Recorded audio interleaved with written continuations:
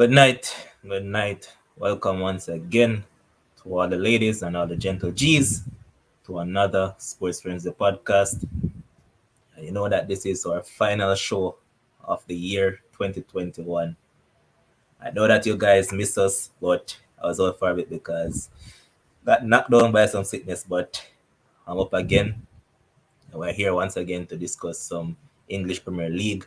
For me tonight, I have the man that referred to himself as from you see the handsome face, you know it's the accountable host. We're talking about Kims who got the sports friends analyst of the year. And welcome once again, boss man, our final time of 2021. Yes, man. Final time of 2021, and honestly, before we really get into, before we really get into the EPL and thing, I must say, it was an honor, definitely being on the show. Obviously I came on a bit late, but it was really an honor being on the show, being on this space, being able to provide my objective or not so objective analysis night in, night out. Um, obviously we wanted to get to 1,000 subscribers. It didn't plan out this time, but as we have often said, this year, this new year coming up, we have greater things, and I believe that eventually we will reach exactly where we want to reach. So, can you, Josh, Demo, everybody else, just continue doing a great job. As I always said, the race is not for the swift, and it's a marathon, it's not a sprint. So I believe that we'll be fine. A lot of persons love what we're doing. A lot of persons love the versatility that we have. But again, Rome wasn't built in a day, and I think we'll definitely be fine. Say no more, boss. And in the comment section, I say doing, and that's it. We should refer to him as Sir Blackwood. So good night, sir. I say Michelle. Michelle is here every night. So welcome again, Michelle. Say Latoya. I say Tyrese. And he's doing saying that 2022 be 2022 the sometimes also will be less biased. I guess that's you, Kims. I hope, and doing in response to that, I hope for 2022, we acknowledge our responsibilities. On Saturday, you are supposed to be here. I can't tell when's the last time I see you on a Saturday for the NFL show. So, meanwhile, I want some objective things. I want some accountability as well, which you haven't provided to us. So let us do a fair exchange. All right, boss. Here's Michelle also saying that wishing everyone a happy new year, all the best of 2022, bigger and better for Sports Frenzy. Respect, Michelle, as always. So, Kems, let's just get into the meat of the matter. And what better way to start it than look at match day 20 of 38 in the EPL? And so Southampton taking on Tottenham. And I saw you initially cursing out Tottenham saying that how can you be playing against 10 men and cannot get that W? And boy, you have to give some credit to Southampton because they went down to 10 and they still managed to hold their own and they even mount some attack because you expected Tottenham would have swamped them, but that never happened. So, well, look at it. What you have to say about that? Well, I actually think that Tottenham did swamp them. I think that you know Tottenham scored a bunch of goals. Obviously, VAR came in, and they had something to say about it. But this is why I can't rate Tottenham as a championship side because I do not know. But if you're playing against 10 men, you have to find a way to win. Again, the last week I came and I big up the coach more. This week I'm going to beat him, right? Because you must find a way. You must put your team in the pole position in order to take those 3 points. And I know you guys just played 2 days before, and I know there's wear and tear on the players. But again, in a close race for the top four, because Tottenham obviously cannot win the league, but in a close race for the top four, these are the kind of games that swing in your favor that you just need to go ahead and close the deal. And I just didn't believe that Tottenham closed a deal that needed to be closed, and as a result of that, um, they might find themselves in a lot of trouble. And to be honest, you know that I enjoy the midweek fixtures because I saw some team drop some points, and Mhm. it was fun for me to see, to be Mhm. honest. But next up was Watford being given the hammer by the Hammers, and that's West Ham the rebound and they beat them up by 4 goals to 1. Emmanuel Dennis keeps on improving for Watford, but it's like a one-man mission, and he's the only one that is staking a claim that yes, I have some sort of pedigree to stay in this league. But West Ham back to winning ways. What you have to say about them things? Well, obviously West Ham was without Rice this game because of yellow card suspension. However, what I really liked about West Ham was how they responded. You know, sorry, I'm gonna get distracted by what Michelle say. Oh, I don't like the title of today. Oh, okay. Yeah, but I like the way how West Ham responded because if you realize, against Southampton, they never responded. They never responded how they needed to respond. They never responded how they needed to respond. But for when against Watford, they responded and they responded well until they ended up going away and with 3-1 victors. All right, so next I'll look at Crystal Palace against Norwich, and Norwich are basically on the down, as we stated multiple times on the show. That if you look at Norwich, they just don't have the quality to have to stay in this league, and they are once again beaten up by a Crystal Palace team who we tend to say yes they play good, but when it matters most, they just can't get the results. And Uh-huh. if you look at it this time around, Hudson Edward, he was unsung in that first half. The second half they came out, they were a bit flat, but Palace were without a lot of players, and they still managed to create a lot of chances, and they ended up getting a 3-0 victory. As I said, on the back of Hudson Edward, who had a very good game. Kim, do you have anything to say about this one? Well, I said, initially I said, if Norwich get a new coach, I'm back on the Norwich train. However, I didn't expect the front office to be so naive and so foolish to go and get a coach that is on his way out. We saw him with a more talented Aston Villa side that, obviously Aston Villa players got tired of hearing his mouth in the locker room, tired of his boring tactics. I'm not sure, why in God's name would they go ahead and get Dean Smith to come and coach Norwich if you're trying to survive relegation. If you're just saying, okay, we accepted our fate, we're going down to championship, we're building to come back, then okay. But they're fighting relegation, and I think Dean Smith needed a holiday just to, get his mind clear and come back with a new team. So Norwich look like they're going down because after each performance they get worse. If I could see some improvement, then I'll be. They had that new manager bounce for about 2 weeks or a week and a half, but after that there was no more. So Norwich looking really suspect right now, and pardon a major collapse, they'll be going right back down to the championship where they belong. Here's Giovanni Scott saying that now it should get a little ban from top flight football because it's like a every other year thing now work out.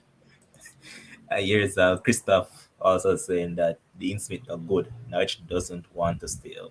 That's Yep. facts. They're just not good enough. If I look at the team itself, they're just not good enough. And here's Gio once again saying that well, speaking about Norwich, what about Newcastle having so much money and just might go to championship? We'll soon get to that. And here's Yes, Dwayne Mr. once Scott. again. Dwayne saying that Dean Smith is a good championship coach. I agree. And Pepe Paul, big up yourself. I see Anthony, big up yourself, same way, bro. Um, this one happened, and I'm sure that a lot of Chelsea fans were happy with this result on Tuesday when they saw that Leicester managed to pull off a 1-0 victory over Liverpool. And for some reason, that Demo fella is hiding out the show. Said he's on vacation and what have you not. But even when he's on vacation, I'm sure that he can pop up on the show. But Yep.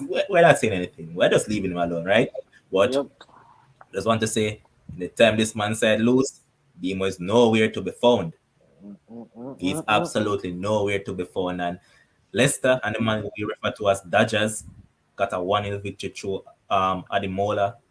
And boy, it was an interesting fixture on Tuesday. What you have to say about this one? Because the thing with Liverpool is that people thought that they were hitting a high speed in terms of they're on a run that it just seems like any opponent that comes, they're going to score on. And it was like, what, 34 games they went that they scored in, and this was one of the first that they didn't score in. So, what you have to say about this one? All right, but let us put things into definitely proper context for our viewers. Let us not forget that, Salah did indeed miss a penalty, right? He did miss a penalty. So, they should have scored. And as Fuller saying is that poor finishing caused us that game. However, Mr. Fuller, I have to respond to that to say every team in the league, even Norwich, can come claim say poor finishing caused them the game. Yeah, every team can claim that. So I don't think that's an excuse. Your job is to go ahead and finish. And I hear that Salah is the best player in the world right now. So he has to find a way to score against Leicester. Just find a way. I don't know. If you are the best player, if you're the best player playing right now, the best players, the greatest players, they find a way to get it done. Salah didn't get it done, so hey. But on a more serious note though, I think Liverpool and Leicester they play probably 2, 3, 4 days before that. It's very hard to beat a team twice in such a short space of time. Now we can say okay, it's a different competition and that, but it was really and truly it was really the same players who were playing. So, I believe that Dodgers went ahead and he did his little thing, and obviously Liverpool got a host of chances. They have a great attacking unit. They have a great football team. Let's not play ourselves. But at the end of the day, this is a results business, and they didn't get the result that was needed. And I actually think that this result hurt Liverpool more than it benefited Leicester. I think it hurt Liverpool more because the run that Manchester City is on, I don't see Manchester City losing a game until probably around April. They probably draw ones and twos, but the way they're going, they can draw a game, but you're sure so the other teams below them will drop points as well. So I think this game hurt Liverpool more than it even benefit Leicester, to be honest. I know Leicester is trying to go for a place in Europe, but it seems far fetched right now. So unfortunate for Liverpool, but Dodgers get one over them. I guess you're saying that when I work with Mane, I miss so much chance.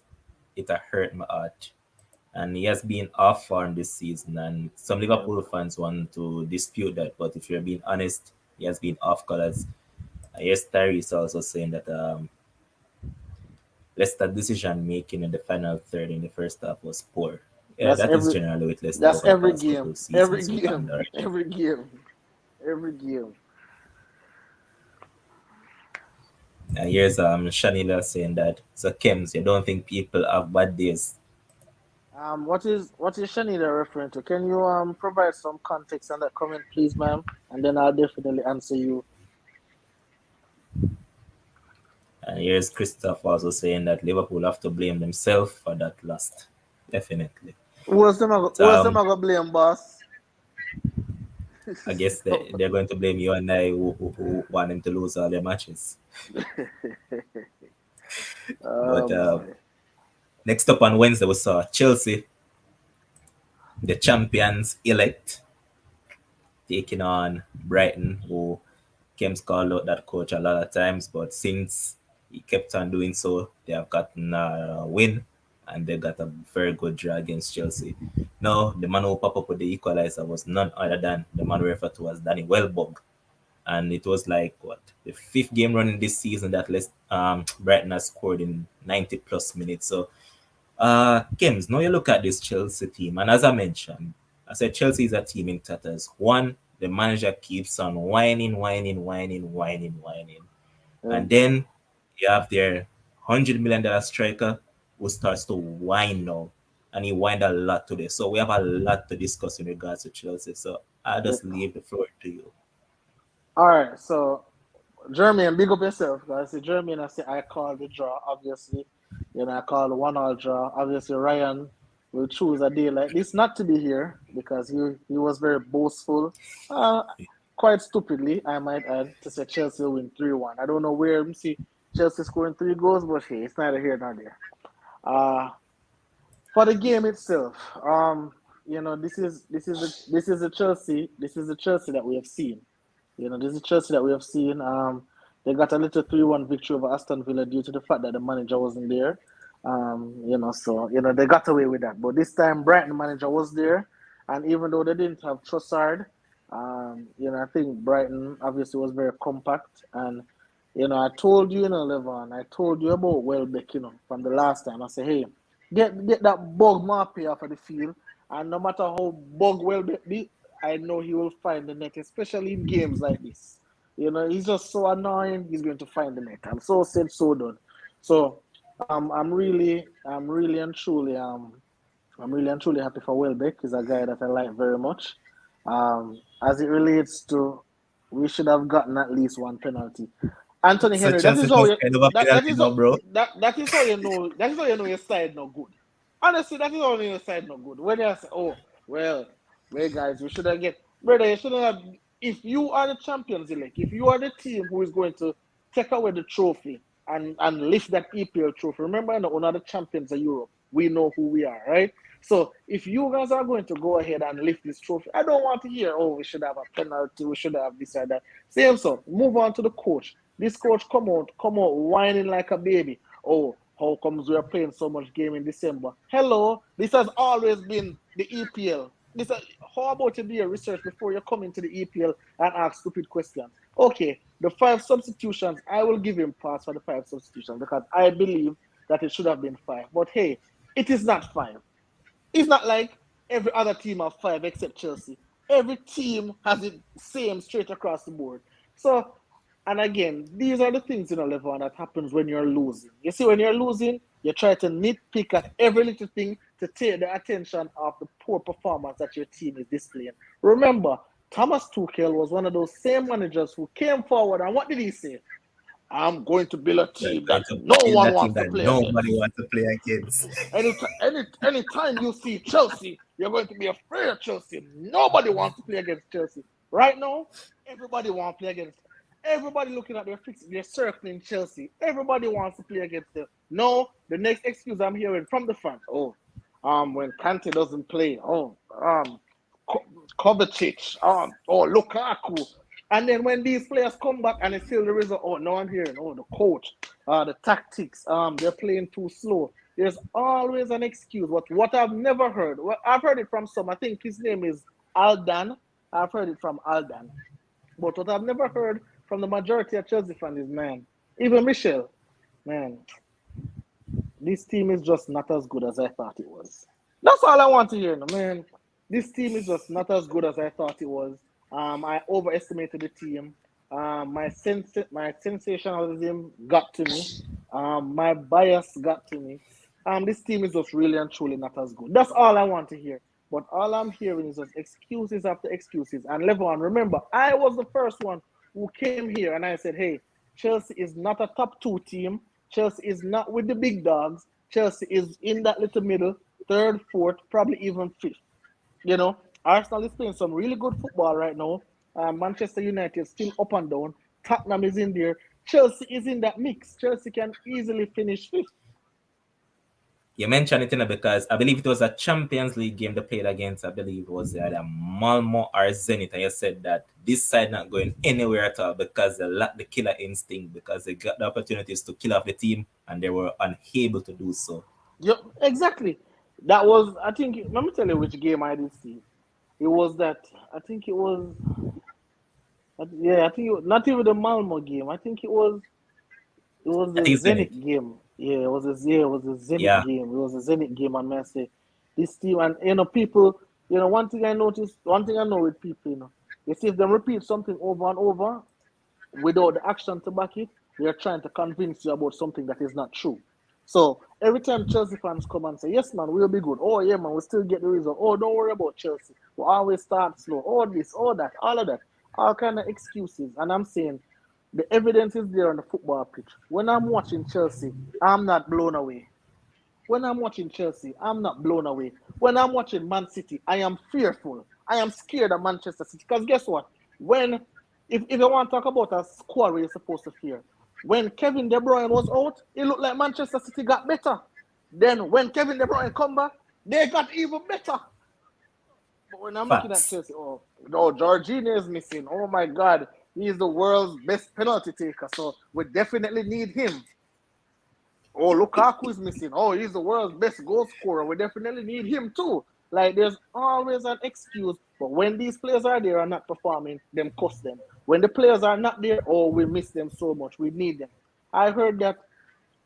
I've heard so much stuff about Chelsea. I can go on and on and on. And I don't want it to seem like I'm just picking on Chelsea. But again, when you put your club, when you put your team up in that standard, up in that apex where the Manchester Cities of the world, where the Liverpools are, where the Real Madrids are in the Spanish league, where the Bayern Munichs are. When you put your team up there, I'm expecting performances. Injuries happen. Obviously, we're in a COVID season now. COVID happens.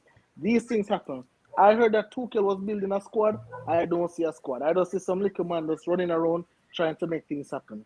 So right now, probably, if I was Chelsea, my New Year resolution would be let me just stop complaining. Let me keep a low profile and just play some football.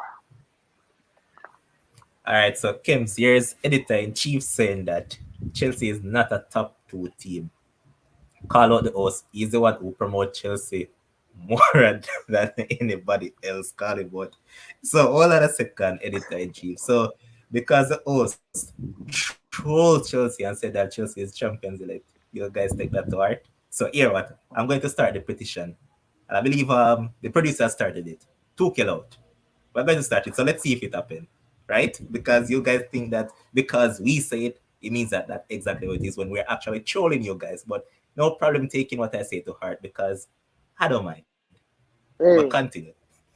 Levon, you remember I came here and I posed a question and I said, hey, if these results continue for Chelsea, this billionaire what they have over there now, Abramovich, this man will pull the plug. He could have win Champions League from now till next year. If you're not pulling your weight, you tell the man to spend millions of dollars on Lukaku. You bring in a Ben Chilwell. You bring in a Thiago Silva. You bring in all these players. You bring in a Timo Werner. You bring in all these players, and now you're struggling. And I said, hey, I believe this guy will pull the plug on Tuchel. All I'm seeing in the comments, boy, you're a blasted idiot. You don't know nothing about football. Come off of the show. You're fooly. Those are all the stuff. I'm just all right, then cool. Because what happens in a level one, individuals, they're very emotional. So they don't see it happening until it happens. When it happens, oh God, I really didn't know it was going to happen. So I just leave people to time. Mr. Lukaku now. So this man come out and say, oh, he misses Inter and all that kind of stuff. And I've live on. Lukaku is not my favorite player. He's not my cup of tea at all. I think he's grossly overrated. I don't think he is in the elite strikers, the Agueros of the world, the Suarez is in his prime, the Lewandowskis, even the Hurricanes. I don't think Lukaku is in that class. I think Lukaku is probably a third notch. I think he's probably a third notch striker. However, when you see players like this, the first sign of adversity, you want to run away. You see me? And the court said it right here. And the court said, why would you come out and make a statement like this? This is just going to bring unnecessary attention, more noise, and again, but losing or results that you don't want, it harbors this kind of mentality. Lukaku said he wanted to go to Real Madrid. Obviously, Real Madrid is not taking any drugs, so Real Madrid is not going to go for him. He said he wanted to go to Barcelona. Barcelona is not going to take because he said in his words there are three big There clubs are in the three world, top teams. three top teams: Real Madrid, Barcelona, Bayern Munich. None of those who would take him. And him say if he's not going to those, then he's going to go to Chelsea because um he hasn't win anything, and he believe that Chelsea is the right thing. But as soon as he is at Chelsea now, and things are not going how it's supposed to go, then he come out complaining. But I just have a question. Should we take it that Lukaku doesn't respect his coach? Because I remember when Cristiano Ronaldo was on the sidelines and Bruno Fernandes coaching that, showing the players where to go in a Champions League game, I heard that these players don't rate Ole. These players don't give Ole no respect. And I'm not here to talk about Ole. I'm just drawing a parallel, right? So no one player comes out directly and say, hey, I am physically fit, but I do not like the tactics of this coach. The system that this coach is employing, I do not like it at all. So can we argue, Levon, that this man just do not have any respect for the coach at all? Can we agree with that? Okay, so Remember, you want me to answer to it? yes, please. Okay, so what I'll say is that if Lukaku name was Lukaku under Sir Alex Ferguson, Lukaku wouldn't play another game for Man United. And I'm sure he will will never. play another game for Chelsea. You will. But what I'll I, say is that it doesn't respect the coach games. There's no way going to come out and criticize the coach like that in the media. you And crazy? I never liked that any at all. I didn't. Yes. All right, put fun and joke aside. Like we talk about Chelsea and so, but put fun and joke aside. On a real objective standpoint, I believe that was absolute garbage.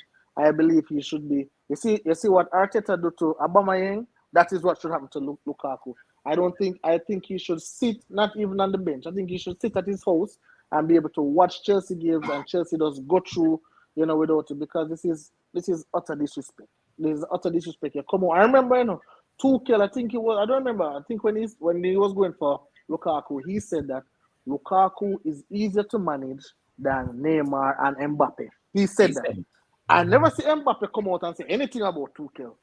As a matter of fact, Neymar and Mbappe has only seen praises about Tuchel. Oh, I can't believe he's not here anymore. Oh, we love our coach. Da da da da da.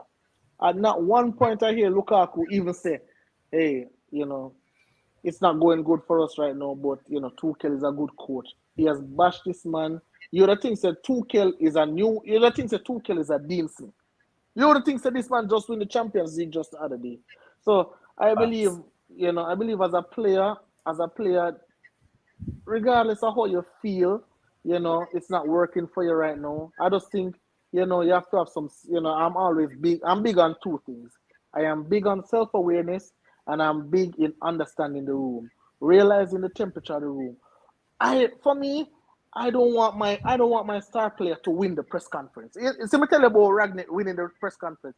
What Lukaku did, whether today, yesterday, whenever it was, what Lukaku did was made it about him. What Lukaku did was try to win the press conference. What Lukaku did was wanted his name in the papers. Yes, Lukaku said this. Oh, Lukaku wanted to go to Inter. And it's so funny because I saw something out of Milan. Basically, in English, it was saying that, hey, you leave when it was storming. We don't want you back. By Lukaku, something like that. I'm paraphrasing. I don't know if you saw it. So Milan don't want him back either. Clearly, I don't know what's going to happen at Chelsea. But Because again, guess what happened, Kim? So, he was mm-hmm. demanding a particular amount of money from Milan, so Milan weren't. All right, they had a financial situation that Yep, it wasn't a surety whether they were going to go on or not, but there was rumor that the club was going to go into liquidation. However, yep, you know that a club of Inter Milan stature, that wouldn't happen. Somebody would yep, jump on board and sort that out. yep, No, it was sorted, and he said it himself in that same interview that had he known that the situation would have resolved, he yep, wouldn't have left Inter. He said that, and he even yep, went as far as saying that his former strike partner over there, because he basically disrespect all the rest of Chelsea players, because he said yep, that he misses his former strike partner in Latour Martinez. He yep, says that he enjoy playing with him versus no. yep, And even they asked him questions, say, would you want him to join you at Chelsea? He said no. He should stay over there in Milan. I'll soon be back there. So yep. the man basically this up everybody, the team, Exactly, the exactly. coach, and the Mhm. club itself. And I'm telling everyone in the comment section, just take my foolish advice for 2022 as we move on. Do not be a Lukaku.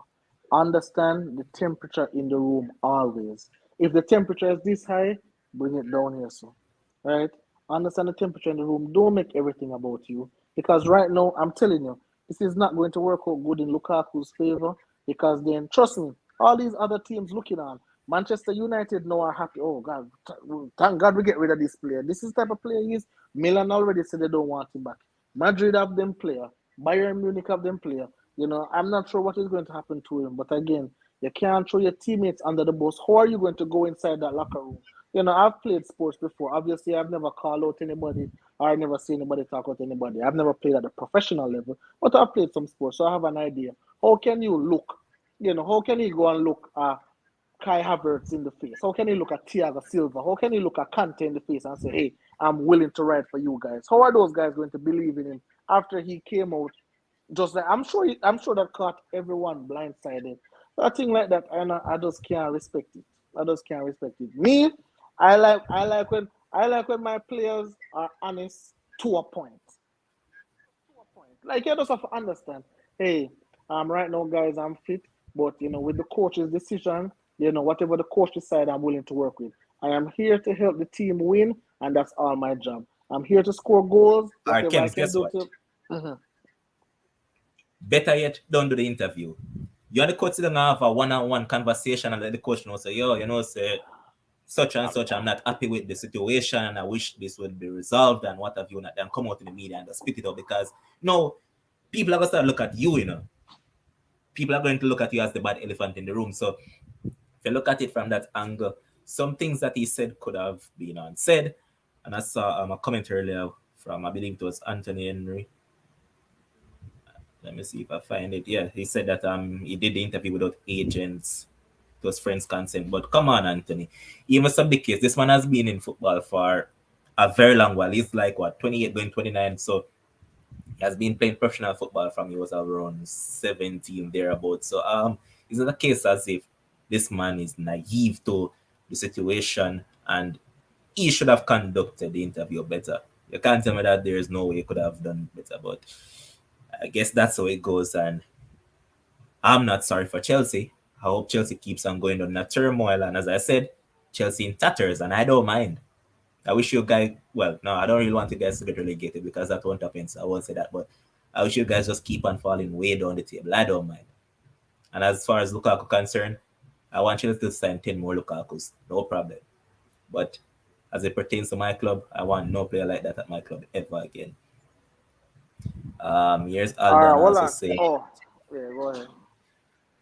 why Kim saying don't be a Lukaku? That man under big contract and him chance of total bigger than a lot of players. The man I play for a big team and win individual award. Um, Alden, sometimes I wonder if we just really just to comment. When I'm talking about don't be a Lukaku, I'm not talking about all those external stuff. All I'm talking about the way how he conducted himself in the interview. That is all I'm referring to. Whatever I'm win, whatever I don't care about all that. I'm simply we're talking about an interview that he conducted and the way how he conducted himself was unacceptable. That is all I'm referring to. Well, Levon, you said that don't do the interview. I really and truly players do interviews all the time. But what I'm saying is that when you do your interview, just take it down a little bit. Hey guys, I'm fully fit, but whatever the coach plan to do, I'm just here to help the team win. That is my job, and I'm one of the leaders on the team. Whatever he needs me to do, I'll just do that to help the team win, and that's it. But again, he made it all about him, and I would not be mad if them freeze him out the team until him start crying, say, "I'm going to go somewhere else." But I don't think he should play another game for Chelsea, at least not right now. Some disciplinary action has to take place. Because remember, Levon, this is not only going to affect Lukaku, yeah, it's a trickle down effect. Let's say a man like Timo, remember, I don't think Lukaku will get treatment or Timo Werner get treated at Chelsea. If you really look at the levels, remember, say Timo get some piece of treatment at Chelsea, some piece of styling at Chelsea. And I've never once seen Timo come out and say, hey, man, these tactics not working for him. Oh, they're playing me in the different position. Oh, this, oh, the coach is the coach. No, because as professionals, you don't do that. I remember So then, no, the only when thing look, I saw Timo came out and said was the only thing I saw Timo came out and said was when he just came into England and said that boy, the English league is way tougher than the German league and it's like he's that's going up all. against some walls in terms of the defense. That's all. I never hear him one blame the coach. I never hear him try and push off responsibility to anybody else. He has also said, hey, he needs to do this better, do that better. But I've never seen him push off responsibility. But my point I wanted to get to is that if Lukaku go and open this can of worms, how can know if a Jorginho decide to do it? If a Rudiger decide to do it, right? How can know the court say, no, this is not right if they don't set an example out of Lukaku. Because now you're open up for, a bunch of disrespect happen. Facts. Here's editor in chief saying that he has played in about 3 games since that interview. He has played in those games, yeah, but the interview just came out what yesterday or today. So I mean, those don't really count. But next up was Man City continuing their mazy run. They got a 1-0 victory over Brentford. Could have been more, but Phil Foden was an hand to score the winner for them, and they thought that they got a second later on through Laporte, but wasn't to be. And boy, Man City is on what? I believe a 9 game unbeaten run, 9 game winning streak, I should say, not unbeaten, winning streak in the EPL. So, Kems, EPL wrapped up. Ah, most definitely. I think this team is the best team in the EPL. I've long said this. They have many ways that they can beat you. They can give you 7-0. They can give you 1-0. They can give you 3-1. They can give you 5-4. They can whatever it is they want. They have multiple ways how they can win a game. And um, I see a lot of persons talking about this, but I think one of the underrated things about Pep, and obviously you'll always have one or two players that want to leave, but the nucleus of Manchester City, the way how Pep have kept that nucleus together, the way how Pep have rotate and like everybody. I remember, I don't know if you remember when Mahrez was just leaving Leicester to come to Manchester City. I heard that where's going to be space for Mahrez? Mahrez now getting a game time. Mahrez can't make the team. All of that. Pep find a way. When Grealish come, I hear, oh boy, if Grealish come, then Sterling game get take away and this and that. But I believe it is really underrated how Pep have got this team together. And for certain games, input this player, for certain games, input that player. 1-0 win. Obviously, we probably wanted more, especially for the betters. But 3 points on the board. Winning streak continues. I just think this is the best team in England right now, and I'd say probably the second best team overall. Okay. Nothing much to say in regards to that because I think that they'll win the league. I said it from the get go when we were predicting who would win the title this season. I said that Man City were the favorites for me. But next game was the other club from Manchester, that's Man United, getting a 3-1 victory over Burnley. They came out in the first half and they did what I wanted them to do for a good while now. Score some goals in the first half, kill off a team from the first half. However, I was dissatisfied with the second half performance because after going up 3-1 in the first half, I really wanted us to score more in the second half, but it wasn't to be. And this is a play. All right, well, look at the team. First up, the coach made some changes. I believe he made like 6 changes because he said he was disappointed with performance at Newcastle and he wasn't happy with a lot of the players' performance. So he decided that here what, I'm going to make some changes, and the changes did work.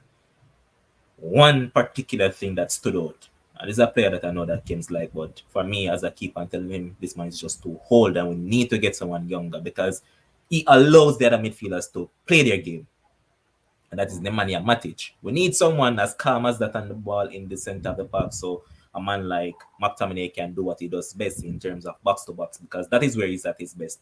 I noticed those Mm-hmm. first time shots, and I believe he had like around 3 of them that the goalkeeper saved two. Yeah, goalkeeper saved two, and one of them hold on. He saved one. And he was trying to save the other one, and it went, and that was when Christie got the rebound and tapped it in. But yeah, the interplay between Greenwood and Sancho stood out. That was what I actually was impressed by. And another thing, as Kent keep on saying, Bruno, Rashford, and those guys, they need to have a sit on the bench and count some nails. Watch the game from the bench and see how you're supposed to move the Mm-hmm. football. Yep. Because as I said, in the first half, the football was good. And what we're limited on in terms of what we have been guilty of in the past couple of games were those misplaced passes. Because I believe in the previous 2 games, there were like 160 odd misplaced passes, and the main Jokes. culprits were Bruno, Christie, and Rashford. And as a top team, well, they aren't a top team because they're not playing like one.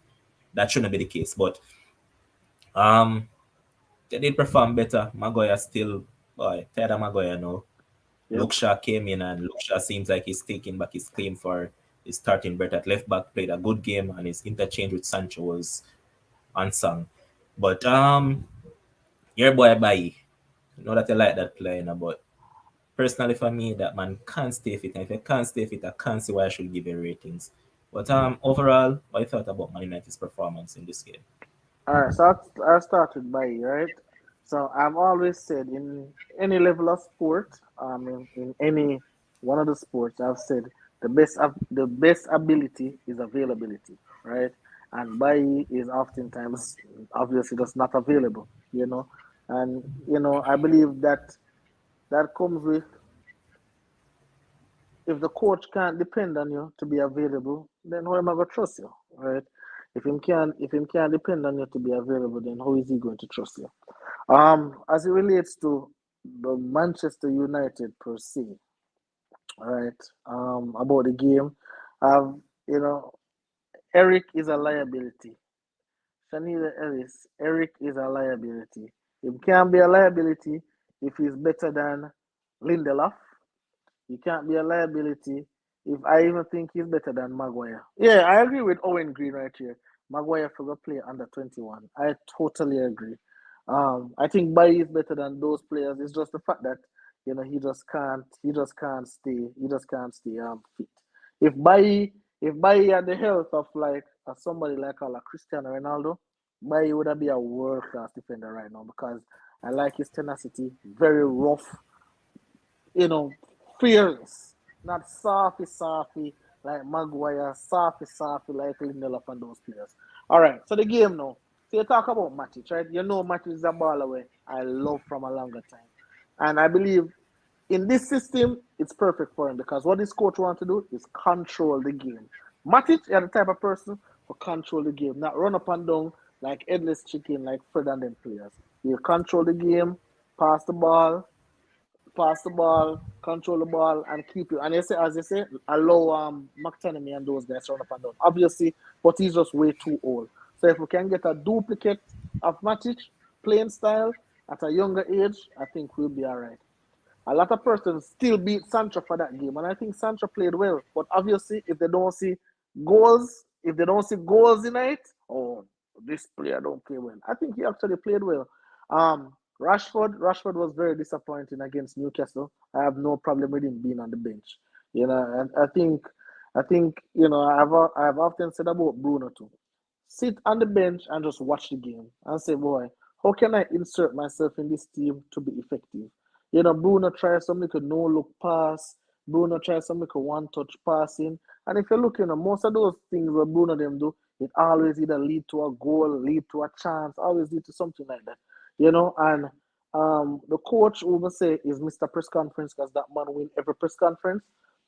What I've said about him is that I like how he's holding the players accountable. He spoke about, I don't know if you watch an interview with Gary Neville where he came out and he was like, hey, he doesn't like how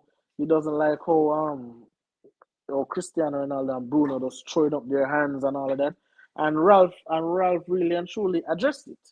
He addressed it to the players and I say obviously as senior players, and I'm paraphrasing, as senior players, there's a certain way how you have to conduct yourself. The younger players are looking at you. A man like Cristiano Ronaldo who has done it for so long at the highest level. The younger players are looking at you. So if Cristiano Ronaldo can do it, why can't I do it as well? That's how I see. So the body language definitely needs to change. That was something that was very poor under Ole. The body language of the players when them lose a ball, nobody don't want to run back, everybody just want to blame you, a misplaced pass and so on. The first half was obviously, very exceptional. The second half, not so much, but then we can attribute it to say, well, they already have the game under control, whatever the case may be. So, good performance heading in the right direction. I like how, once you're not playing a football, you find yourself on the bench. No 10, 15, 20, 25 chances like Ole gave people, Not playing good on the bench. Dallo on the bench. Tellers on the bench. Lindelof, Varane on the bench. I like it. And here's Lataya saying that games for 2022, please don't mention Ole since it's gonna be a new you. I will only mention Ole if I'm drawing a parallel. I won't talk about his coaching tactics or anything. Here's Michelle saying that I think Rashford was affected badly mentally when he was abused after the Euro final. I don't think he has gotten over it. He needs some time off to sort that out. I think Rashford has gotten over that because why? You look at Bukayo Saka and he has been playing good for Arsenal this season, and both of them came under scrutiny for whatever happened. So I believe they're professional players that No they got whatever excuses. they got whatever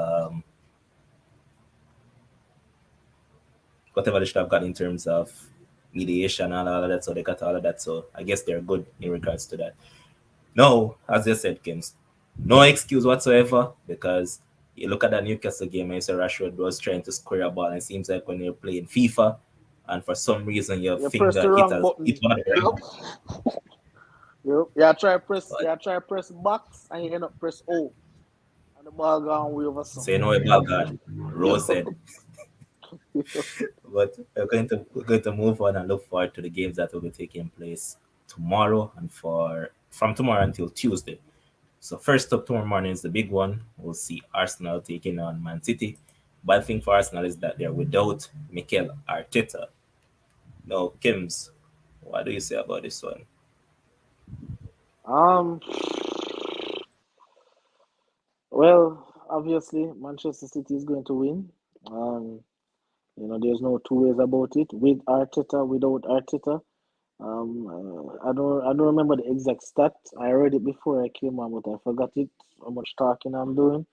But Pep tired for beat up a little student, wap wap wap.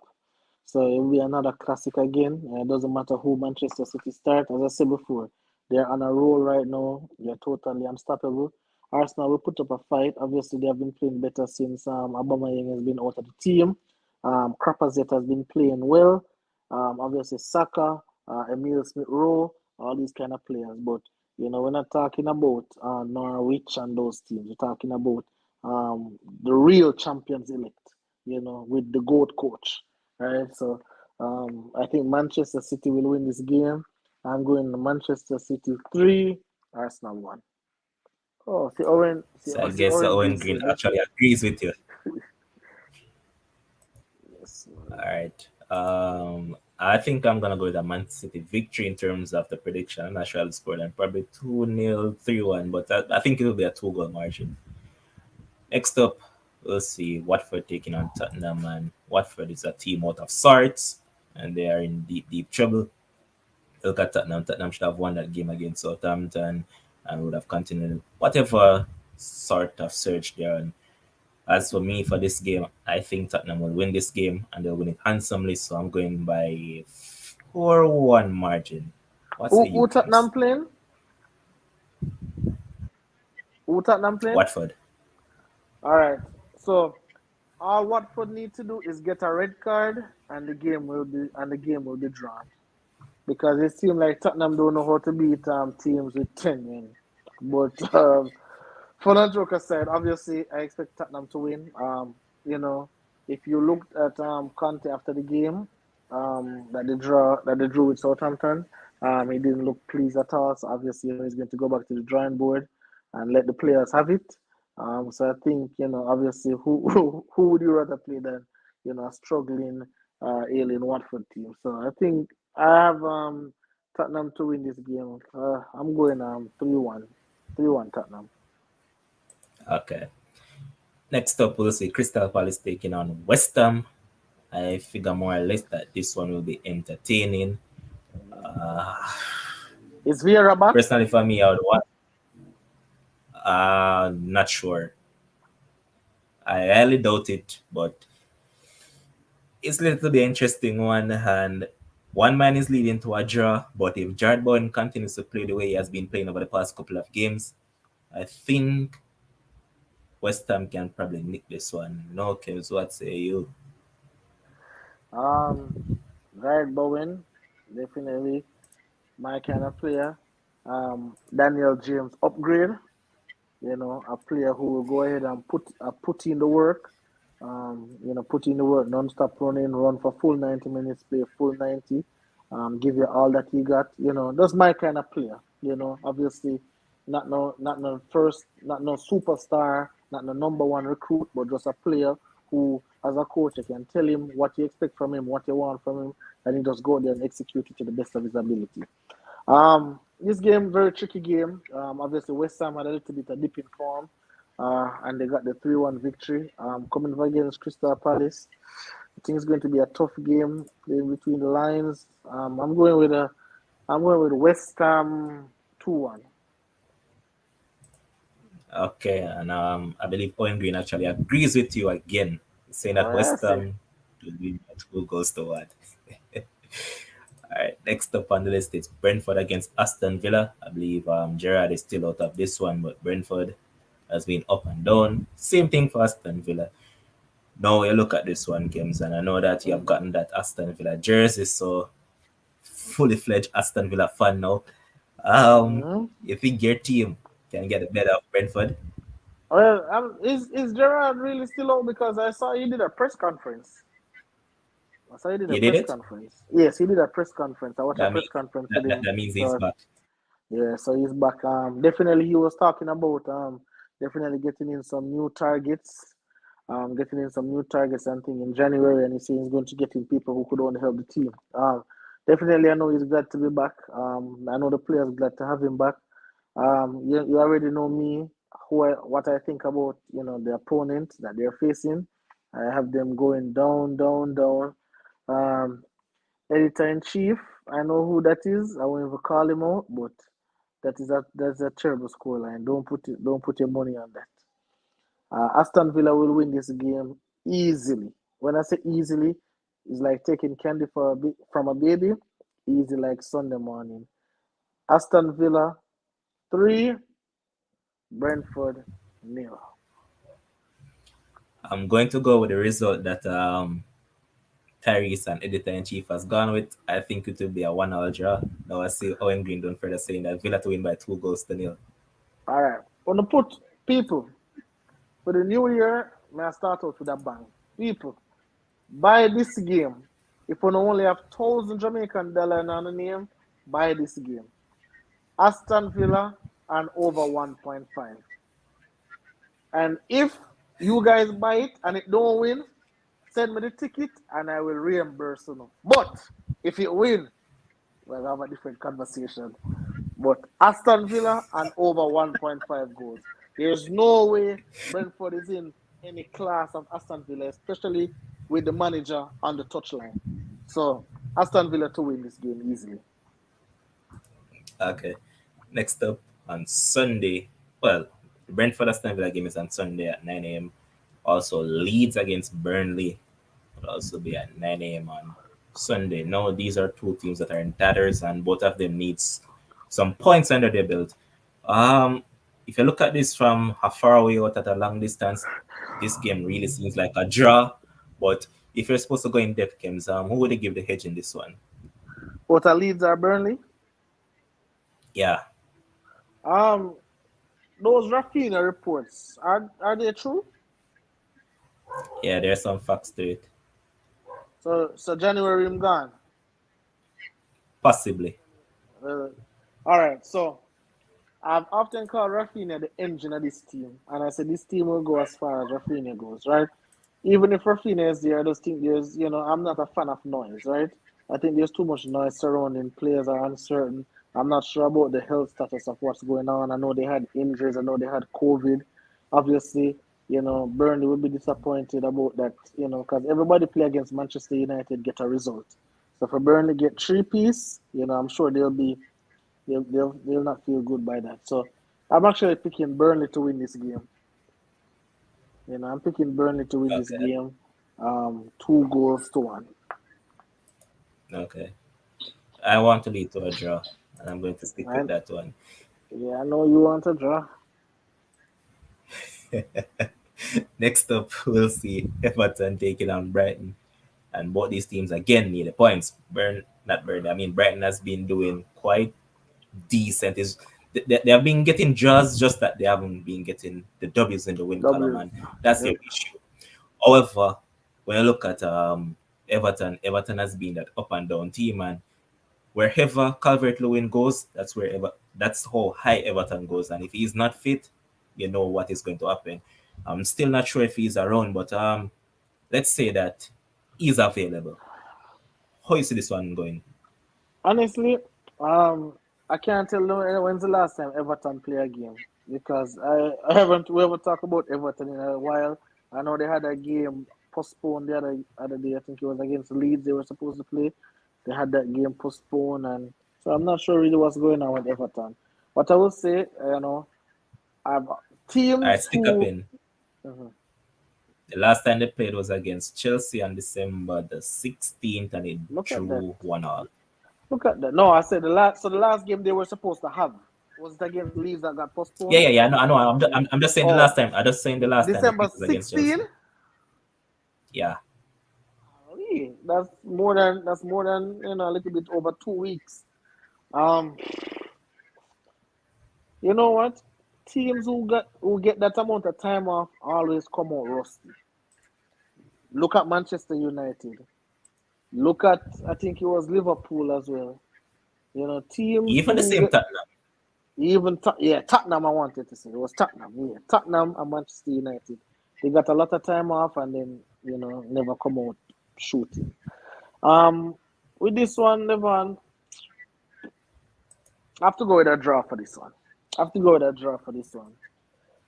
If Danny Welbeck I think I'm starts, leaning to that as well. if Danny Welbeck starts this game, Brighton can win. But Marpe is not it. Marpe doesn't understand the assignment at all. Welbeck does, but Marpe doesn't. Um, so I'm going with a 1-1 draw. I'm going with a 1-1 draw. I can't put anything between these teams. Both these teams don't like to score goals. There are goals on offer for both teams, but they just don't like to score it. So I'm going with a 1-1 draw. Facts. All right. Next up on the fixtures list will be Chelsea against Liverpool on Sunday at 11:30 a.m. Now, when I look at this one, Kems, Mm-hmm. Chelsea fans they need the W. Liverpool they also need the W. Generally, when both teams go at it for that, you know what generally happens? Game A can draw. end up in a draw. But what side of the fence are you leaning towards come Sunday? Well, so this is it, right? I heard that there are some Chelsea, or not Chelsea, some Liverpool players who are out due to COVID. I don't know. I didn't see any name was released, but I think Yeah, they said that. Oh, Thiago. Oh, well, we can miss him. Who else? that's practically it. I think the rest of them Practically. are available. It's of the first teamers that we would actually Uh, see. so Robertson won't play because of that silly red card. Um, Hmm. and all these other persons. Okay, so I'm looking at the game, right? What a better time to play Chelsea? Um, $1 million striker, $80 million striker, $100 million striker, however Hey, Robbie Rich, in the new year we are ban Bramble people like you with them little mad comments about 3-1. Hey, so this is it. This is it, Levon. What a better time to play Chelsea. Don't know their actual starting 11. Don't know their best 11. Don't know the best way they want to play. Players are unhappy. Coach want 5 substitutions. Um, coach said we played too much games in December and January. Coach want a winter break. Say everybody else have a winter break. Why we can't have one? So everything is going on for Chelsea except the play on the football field. While Liverpool, I'm sure Liverpool is disgusted by that 1-0 defeat to Leicester. Well, number one, I don't see Liverpool losing back-to-back games, so we can take a loss out of that.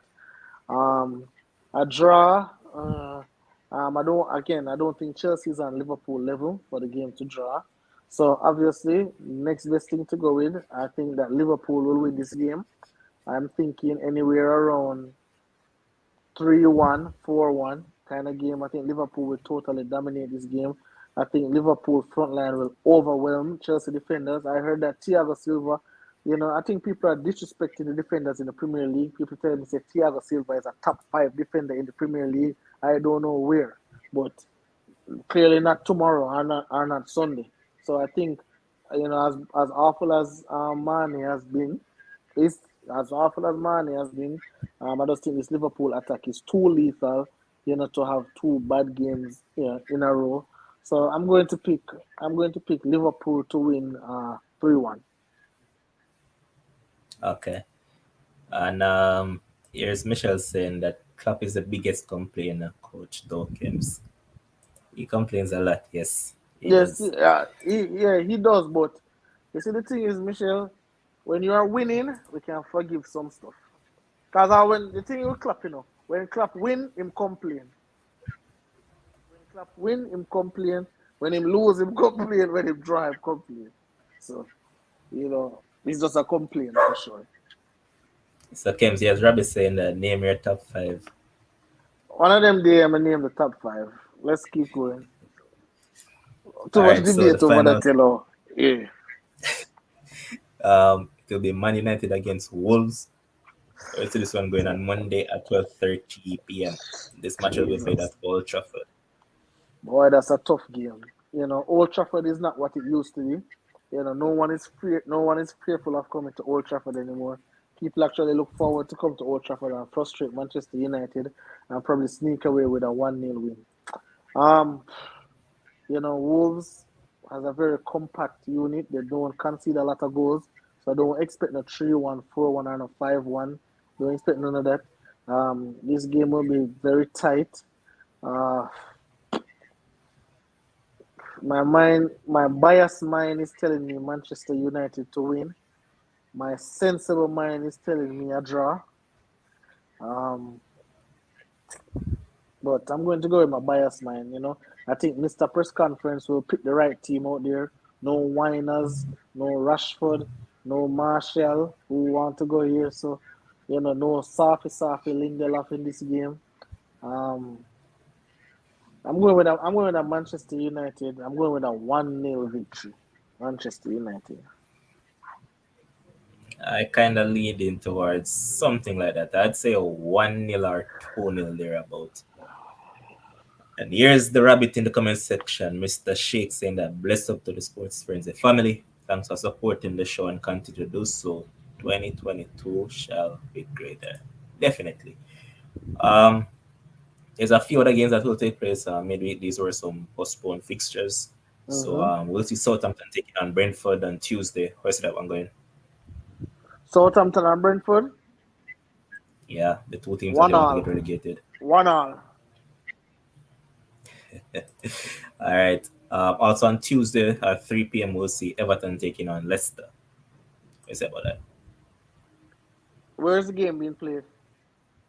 Everton. Leicester now win. All right. I have Everton winning that game. Everton 2-1. I'm reversing the scoreline and say Leicester to win 2-1. Leicester All winning right. On away. Wednesday, we'll see the final one. Oh, Leicester? Yeah, I'm seeing Leicester winning away. Okay. All right. Everton must be that bad to you. They're that bad. But the final game of the midweek, we'll see West Ham taking on Norwich, and I believe West Ham will score probably between 3 or 4 goals in this game against this hapless Norwich team. What say you? Nah, I don't see it. West Ham, West Ham doesn't strike me as that killer team. I don't see that happening. They did against Chris. Who was it again that they beat 4-1? Was it Crystal Palace? No, sir. Watford that? Watford, I mean. Yeah, Watford. But come on, Norwich isn't much better than Watford. Both those teams are garbage. um, I'm going with a West Ham 3-0 victory. The 3-0. Not no 4 or no 5. Okay. 3-0. That's a big And I pick said, too. That's a big pick too for the betters. West Ham and over yeah, 2.5 for that game for sure. yeah, definitely. And I said, Robbie in the comment section saying that Pep turned EPL in a bush league. Okay, Robbie. So I guess Carlo Ancelotti turned La Liga into another bush league because he's way above the rest of teams. So I mean, you come here every night with a bias, and we're always going to throw your argument through the window. If EPL is a bush league, so too is the La Liga. La Liga quality is nothing in comparison to EPL. So let's just keep it rolling. There's a stage of the show comes where I'm going to give you a minute to talk about any other sporting topic, and then another minute to have your final say of 2021 to our viewers and our fans. All right. Go ahead, Kim. So for so let me see. What would I say? What I want to talk about for other sporting topics and so. Obviously the Lakers they trade Rajon Rondo I saw Robbie Rich saying SMH. I don't know why he would say SMH. I can't tell when last Rondo played a game for the Lakers. Rondo is one of those old guys who is bringing down the age, who is bringing up the age of the team. So, um, you know, Rondo got traded. The Lakers again. Let me say something about Russell Westbrook, and I'll talk about it on the NBA show and so. Let me say something about Russell Westbrook. People are saying, "Oh, Westbrook this, Westbrook that." Levan, I'm gonna ask you a question. If someone comes, you are an employer, right? You put out a job ad. Someone come with a resume, 13 years uh service, right? And they give you this resume and they tell you, "This is what I am." And then when the person come and then you say, "You know what? Let me hire them same way." And when they come into your organization, they do the same thing that is on the resume. Would you be mad at them? No. All right. Russell Westbrook for 13 years have showed us that he's a turnover machine. He's showing that he will play very hard. He will chase those rebounds. He will get those points. He will take 20 shots to get 20 points, and he will turn over that ball. And he has very limited self-awareness. Why are we now as Lakers fans? Why are we now as basketball fans? Well, I'm a Miami Heat fan now, but I'm just using the "we" loosely. But why are we as Lakers fans now being upset at Russell Westbrook that he's doing exactly what his resume has showed us all this time? Kevin Durant left him. Paul George left him. James Harden be like, nah, I don't want no part of this either. I know LeBron got, you know. So you see a girl, So, Kims, can I being ask you a mad. question? Yes, boss. Okay, so I'm glad that you went there now. Because just the other day, the producer and I were having this argument, and Yes. let's look at it, Kims. You're one that is critical of Bruno Fernandes, right? Yep. So, Bruno Fernandes, before he came to Manchester United, it was on his resume that this man turns over the ball a lot. Just as you Mm-hmm. mentioned with Westbrook, gives away the ball a lot. And that was one of the reasons why Man United never wanted to sign him quicker. Now he comes to Man United and he's doing the same thing. Why are we up in arms about it? All right. So this is the thing, right? Remember, this is 13 years. I think we're talking about Russell Westbrook. Bruno. I think Bruno was playing against Sporting, which is not considered a big of a club as Manchester United. Am I right? Am I right?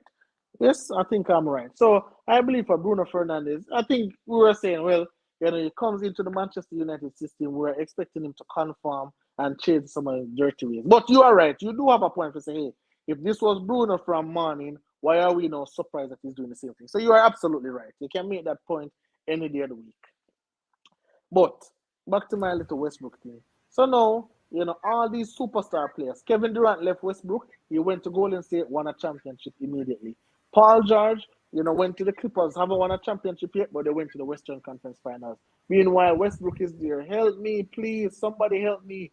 And he's not changing his ways. So, I mean, Westbrook didn't lie to us. Hey, this is what I have. I will get you the triple doubles.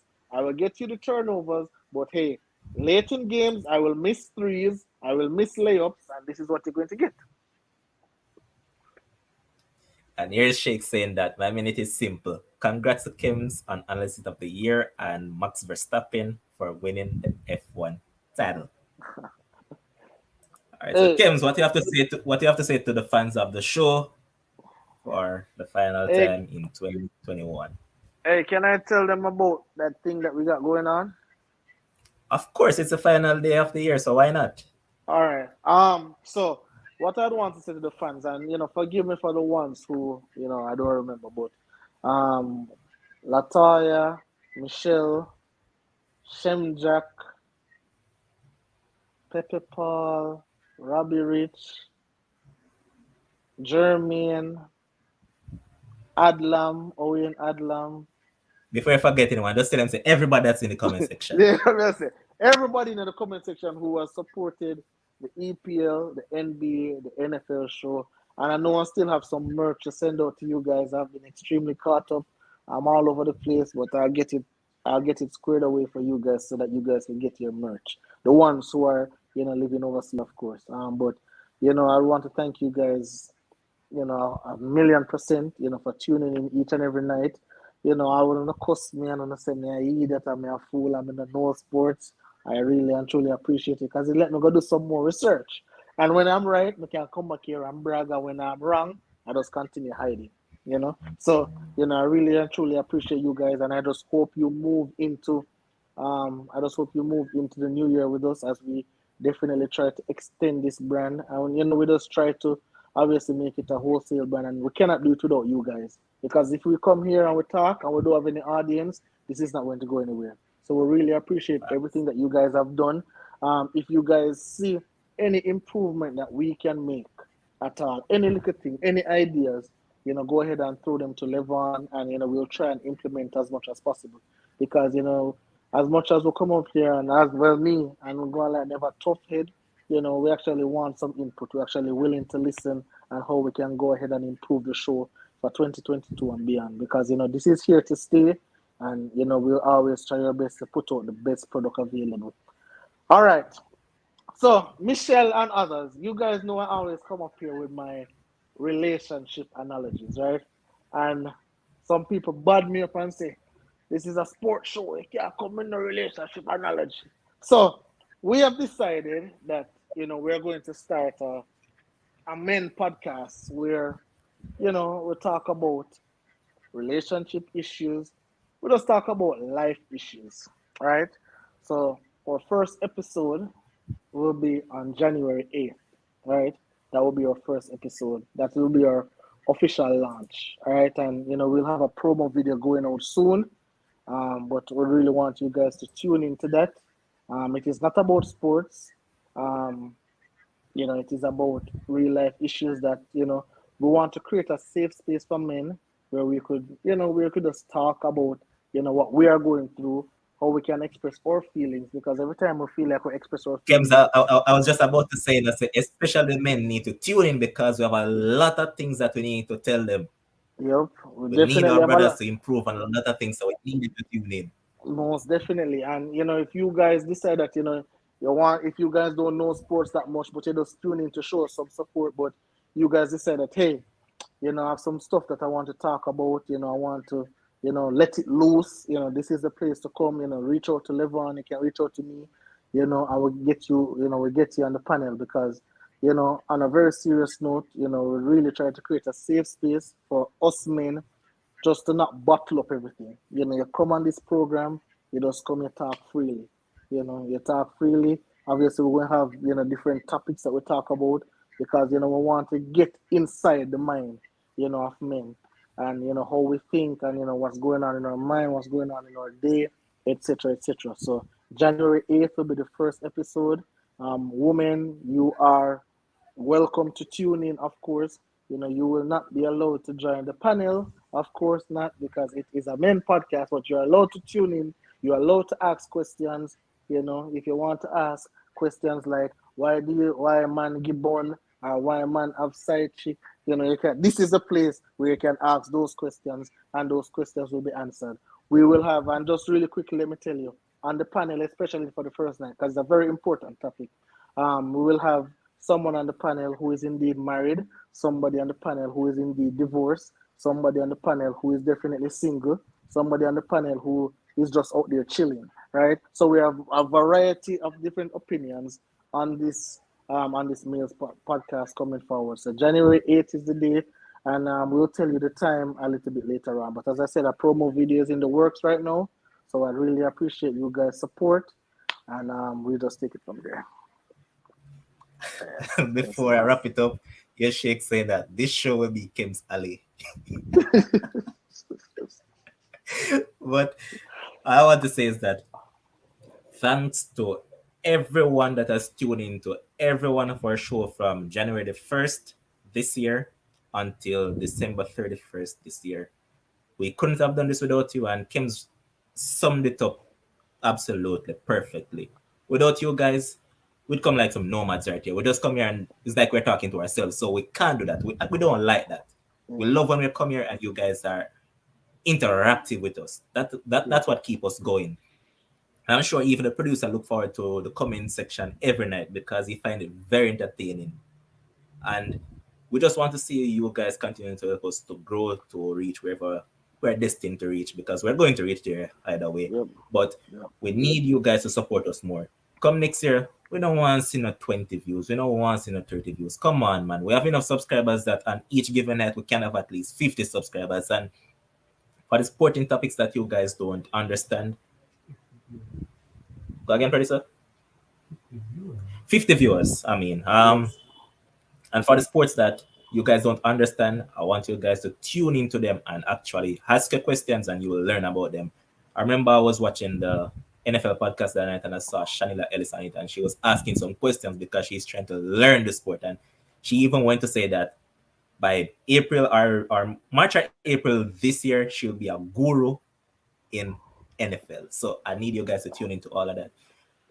My final And say is that thanks to all of Black Pelicans. yeah, I just wanted to say one more thing. And obviously for the new year, probably not for this, not for tomorrow, because tomorrow we'll keep our regular NFL show on Sunday, a regular NBA show. But for the following week, especially how the NFL now is going into the playoffs, so we're going to be merging the NBA and the NFL show on the same day because there's not going to be really a million things to talk about in the NFL due to the fact that a lot of teams are being cut out because they're not good enough. Yep. And producer, the people that say I must stop by then say I need to show your face on the camera more. But the producer said that's coming in the producer says Happy New Year to all you the viewers. And soon you'll see his face. So you won't refer to him as producer anymore. You're going to refer to him as producer slash host. So that is coming. Don't rush it. Everything takes time. But again, thanks to all of you guys. Keep on supporting Sports Frenzy and keep on supporting us. As Kim said, look forward to that Mails podcast. It will be launched very soon. And just look out for that promo, man. You're going to be excited about it. And thanks again. Have a new year and have a prosperous new year. I want to see all of you being better. So that is what we want to see. We want to see elevation with all of us. I'm not going to be like Kim and say, new year, new me. No, I'm not onto that. But let's get this to where it belongs. And thanks to all of you guys again. Until next time, which will be tomorrow, we'll see, as the man says, the handsome face of your accountable host. Mhm. Kems, peace out. Yes. Enjoy the rest of your night.